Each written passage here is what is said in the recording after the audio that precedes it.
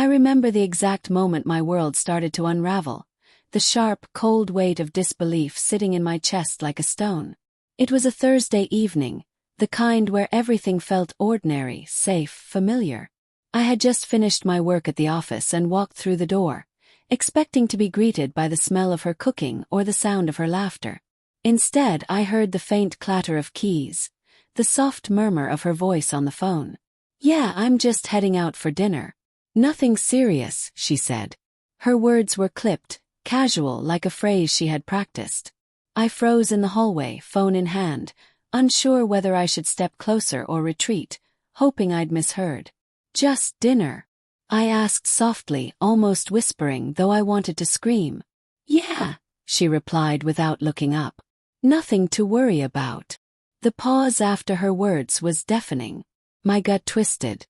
Something about the way she said it, the careful calmness, the absence of warmth, made every alarm in my brain scream.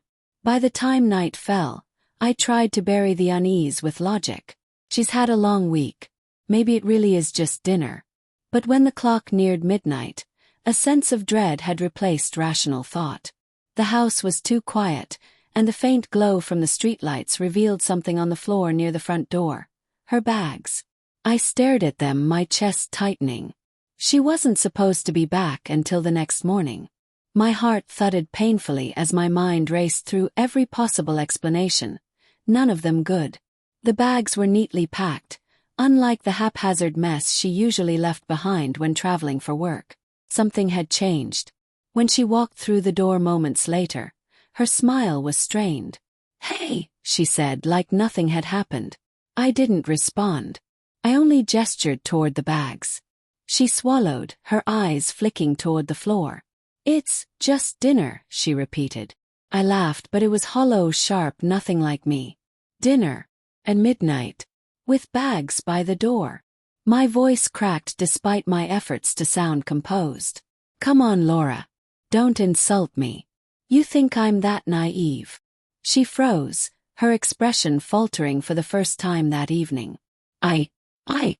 No, I cut her off, feeling the dam in my chest break.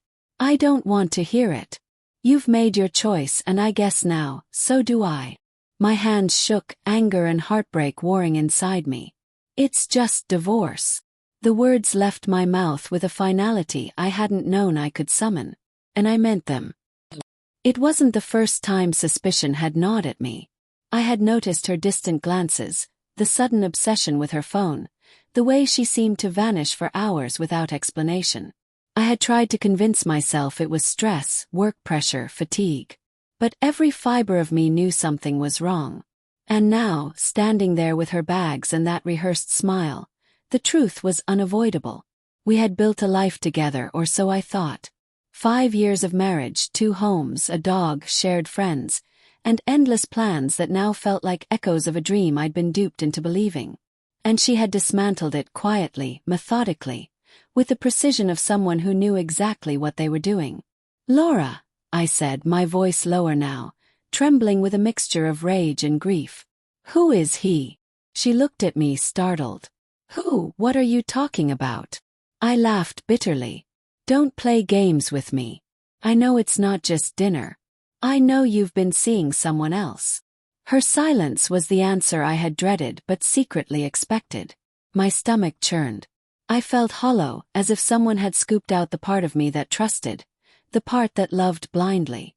The home we had shared, the walls, the furniture, the photos, felt alien, a museum of memories that were now tainted by betrayal. I didn't mean for it to happen," she finally whispered, the words fragile and trembling. It just did." I shook my head, unable to process the casualness of her confession. "It just did," I repeated.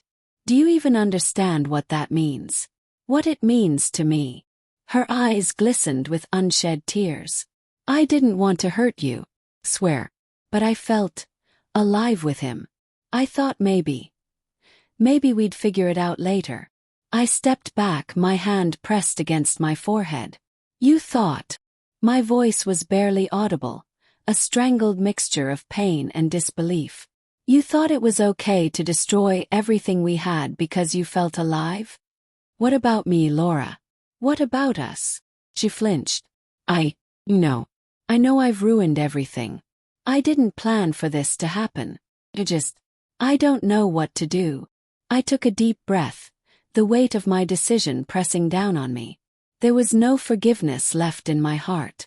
No spark of hope that we could somehow fix what she had broken. You don't get to figure anything out here, I said quietly. I've tried. I've waited. I've ignored the signs because I wanted to believe in us. But it's over. It's just divorce. Her lips quivered. Divorce. You're really saying that? Yes, I said. The finality of the word struck me as it left my lips. You've made your choice. I'm making mine. I'm done living in a house full of lies. I didn't wait for her to respond. I turned away, the rooms we had shared now feeling like a cage I no longer wanted to inhabit. Her quiet sobs echoed behind me, a sound that once would have pulled me back, but now it only underscored the chasm between us. The next days were a blur of legal appointments, phone calls, and paperwork. I discovered things I never wanted to know. The messages she had hidden, the meetings she had lied about, the nights she had spent with him. Each revelation was like another knife twisting in my chest, but there was also a strange clarity. The fog of uncertainty was gone, replaced by a sharp, painful reality. Friends tried to console me, but most words fell flat. I'm so sorry, they said, but they didn't understand the betrayal that cut deeper than any loss I had ever known. Every meal we shared, every plan we made, every whispered "I love you," now carried a bitter aftertaste of deceit. I spent nights pacing our home, running through memories, trying to find a point where I could have stopped this from happening. But there was none. There was only the woman I had loved, now a stranger, standing beside a life I would never reclaim. And yet, amidst the heartbreak, a strange liberation began to bloom. The anger, the betrayal, the heartbreak, they fueled something I had lost long ago, my own sense of self. I realized that her choice, horrific as it was, had freed me from a life I had been clinging to out of habit, not happiness. Weeks later, the day of the final meeting arrived. She sat across from me, looking smaller, diminished, the confident facade she had worn now stripped away. I felt nothing but a quiet resolve. Is there anything left to say? Yes. She shook her head, tears streaking her face. I'm sorry, she whispered. I never meant. I raised a hand, stopping her. Save it. The only thing left is to move on. We can pretend the past never happened, but we can't pretend you didn't betray me. So let's just finish this. The papers were signed. The house, our home, the shared memories. They were legally divided, marked with ink and the finality of reality. As I walked away from the courthouse, I felt the strangest mixture of loss and relief. The woman I had loved was gone, but I was still here. And for the first time in months, maybe years, I felt like myself again. That night, I returned to the empty home. The silence was different now, it was mine. No whispers, no half-truths, no hidden lies.